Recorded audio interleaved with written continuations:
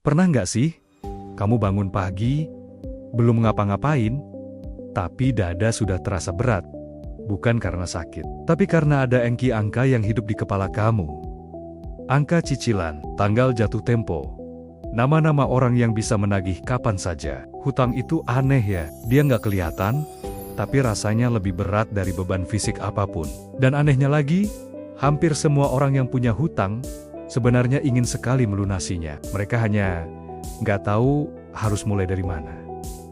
Mungkin kamu adalah salah satunya. Kalau iya, video ini untuk kamu. Secara ilmiah, otak manusia punya satu musuh besar: ketidakpastian. Dan hutang adalah mesin pembuat ketidakpastian terbaik. Pikiran-pikiran seperti, bulan depan aman nggak ya? Kalau tiba-tiba ada kejadian darurat gimana? Kalau aku gagal bayar sekali aja, apa yang bakal terjadi? Pertanyaan-pertanyaan ini berputar terus-menerus di kepala, tanpa henti. Itulah kenapa orang yang punya banyak hutang sering terlihat cepat marah, susah fokus, dan kehilangan semangat hidup. Bukan karena mereka lemah, sama sekali. Bukan. Tapi karena otaknya dipaksa bekerja terus-menerus tanpa ada tombol off. Energi mental mereka habis terkuras hanya untuk cemas. Kalau kamu merasakan ini, kamu tidak sendirian. Itu adalah reaksi biologis yang sangat wajar.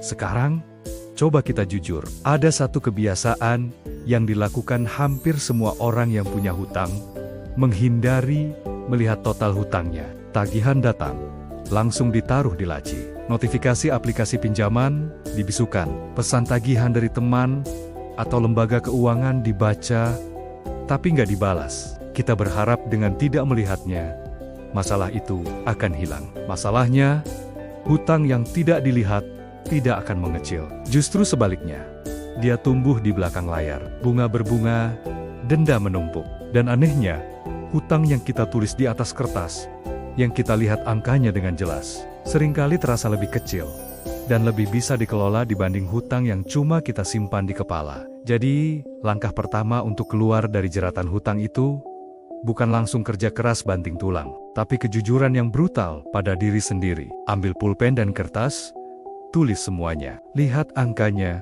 tanpa rasa takut. Banyak orang bilang, lunasi hutang yang bunganya paling besar dulu. Secara matematika, ini benar. Logis sekali. Tapi manusia bukan kalkulator. Kita ini makhluk emosional. Kita butuh kemenangan kecil untuk bisa percaya bahwa kita masih bisa menang. Disinilah metode snowball atau bola salju seringkali lebih unggul. Cara kerjanya begini. Urutkan semua hutangmu dari yang terkecil sampai yang terbesar tanpa peduli bunganya. Lalu, fokuskan semua energi dan dana ekstra kamu untuk melunasi hutang yang paling kecil dulu. Sementara hutang lainnya tetap dibayar cicilan minimumnya. Bukan karena ini cara yang paling hemat, tapi karena ini cara yang paling menyelamatkan mental. Saat satu hutang lunas, sekecil apapun itu, otak kamu akan mendapat sinyal positif. Oh, ternyata aku bisa. Kamu merasakan kelegaan. Dan dari satu perasaan aku bisa itu, lahirlah yang namanya harapan. Harapan inilah yang akan jadi bahan bakar untuk melunasi hutang kedua, ketiga, dan seterusnya. Satu kesalahan fatal yang membuat banyak orang makin tenggelam adalah mencoba menutup lubang dengan menggali lubang baru. Mungkin ini terdengar familiar. Hutang kartu kredit yang jatuh tempo ditutup pakai pinjaman online. Cicilan pinjol nanti ditutup pakai fitur pay later. Tagihan pay later membengkak, lalu ditutup lagi dengan cicilan barang baru atau pinjaman lain. Ini bukan solusi. Ini adalah spiral maut yang akan menarikmu semakin ke bawah, semakin dalam. Maka dari itu, harus ada satu hukum besi yang tidak boleh dilanggar.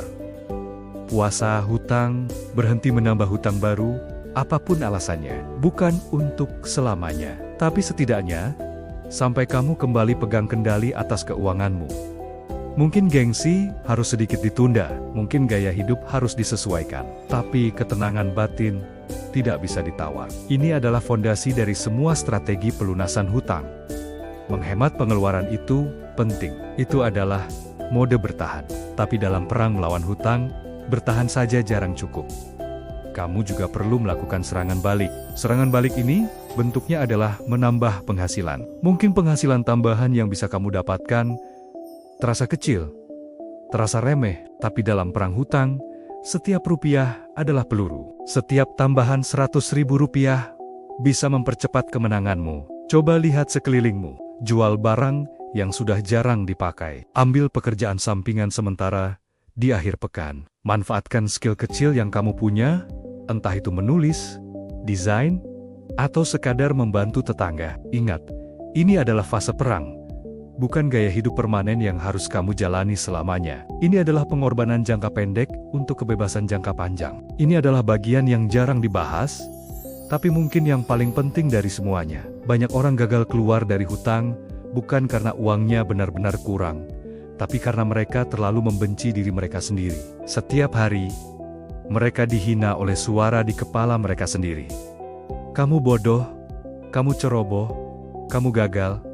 Kenapa bisa sampai begini? Padahal, orang yang sedang kamu hina itu adalah orang yang sama, yang sedang berjuang setengah mati untuk bertahan hidup. Coba perlakukan dirimu seperti kamu memperlakukan seorang teman yang sedang kesulitan. Beri dukungan, bukan cacian. Hutang adalah akibat dari keputusan di masa lalu, ya? Tapi masa depanmu masih selembar kertas kosong yang bisa kamu tulis ulang. Memaafkan diri sendiri adalah langkah pertama untuk bisa bergerak maju dengan kekuatan penuh. Keluar dari hutang tidak akan terjadi dalam semalam. Prosesnya panjang dan butuh kesabaran. Tapi hutang itu bisa berkurang, perlahan tapi pasti. Dan setiap angka yang berkurang di total utangmu adalah bukti nyata bahwa kamu belum kalah. Itu adalah bukti bahwa usahamu tidak sia-sia. Mungkin hari ini kamu masih berjuang keras. Mungkin hari ini dada masih terasa sesak. Tapi percayalah, suatu hari nanti, kamu akan bangun pagi tanpa rasa takut. Kamu akan membuka mata dengan perasaan ringan dan damai. Dan pada hari itu, semua perjuangan, semua pengorbanan yang kamu lakukan sekarang akan terasa sangat layak. Teruslah berjuang. Terima kasih sudah menonton. Jangan lupa subscribe ya.